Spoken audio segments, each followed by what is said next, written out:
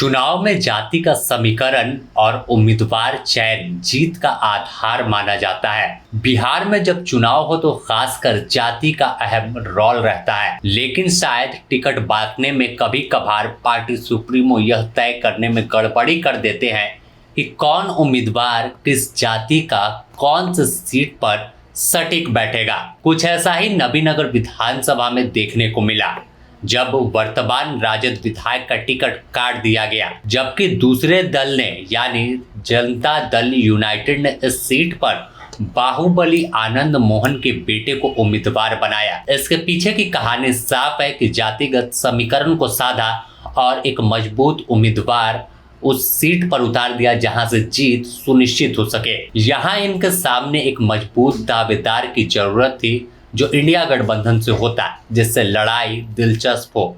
लेकिन मानो राजद ने इस सीट को ऐसे ही आनंद मोहन की झोली में डाल दिया। तो चलिए इस सीट का पूरा गणित समझाते हैं। आखिर क्यों आनंद मोहन ने कह दिया कि अब इस सीट पर लड़ाई ही नहीं बची, वह चुनाव जीत गए।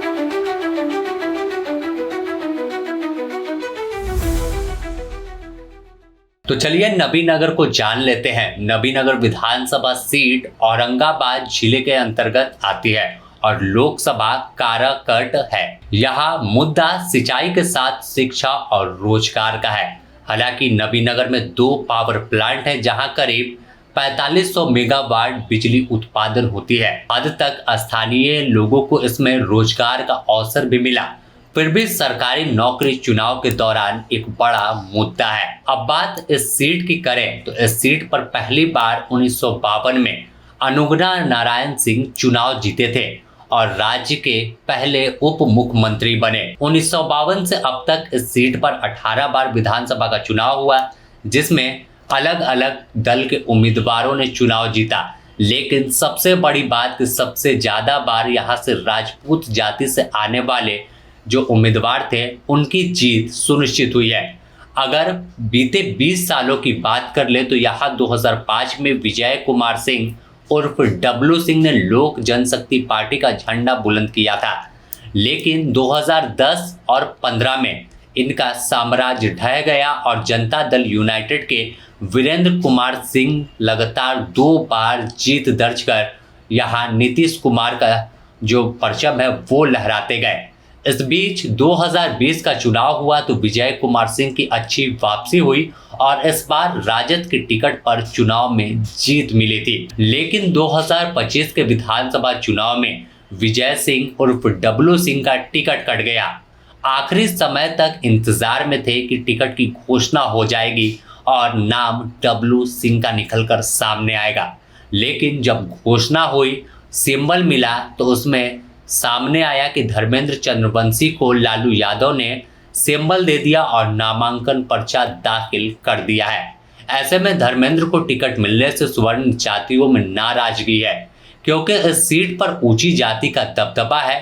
खासकर राजपूत जाति सबसे अधिक है। मिनी चित्तौड़गढ़ के नाम से भी नबीनगर को लोग जानते हैं। लेकिन अब टिकट कटने के बाद एक बड़ा वोट बैंक जब नाराज हुआ तो साफ तौर पर उनके पास विकल्प एक जेडीयू सामने दिख रही है। और खासकर उम्मीदवार जो राजपूत समाज के सबसे बड़े नेता बिहार में गिने जाते हैं, बाहुबली आनंद मोहन के बेटे चेतन आनंद हैं। नीतीश कुमार की अलग से यहाँ पर छवि है। तो 2 फायदा यहाँ पर है, जिस वजह से माना जा रहा है कि राजपूत वोटरों का रुझान सीधा अब चेतन आनंद की ओर होगा और जिसका सीधा फायदा जेडीयू को मिलेगा और जेडीयू के खाते में एक बड़ा वोट बैंक एक मुश्त पहुंच जाएगा। इसका फायदा चुनाव परिणाम में भी दिखेगा। यही वजह है कि डब्लू सिंह का टिकट राजद ने काटा तो आनंद मोहन ने एक बयान दिया कि अब किसी से लड़ाई नहीं बची।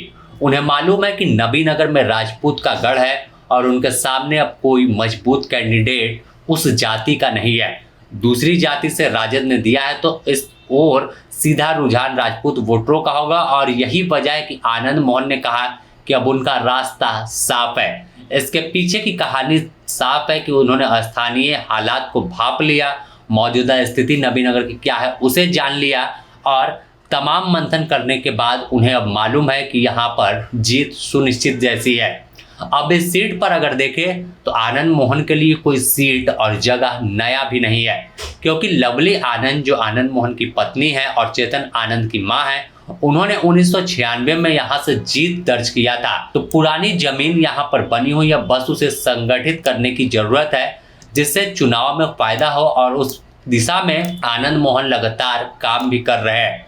अब अगर बात मतदाताओं की कर ले तो यहाँ पर 2,63,586 मतदाता हैं और साक्षरता दर अन्य विधानसभा के मुकाबले करीब 70% के आसपास है। सबसे ज्यादा मतदाता राजपूत समाज के हैं जो 25% के करीब है। वहीं दूसरे नंबर पर यादव जिनकी संख्या 15 से 20% है और रविदास 15%, यानी कुल मिलाकर 60% ये आबादी हो गई। और इसके बाद बाकी 40% में अन्य तमाम जाति के लोग हैं जिनका भी वोट इधर उधर दोनों तरफ जाने की संभावना रहती है और ये तय करते हैं कि आखिर कौन विधायक बनेगा।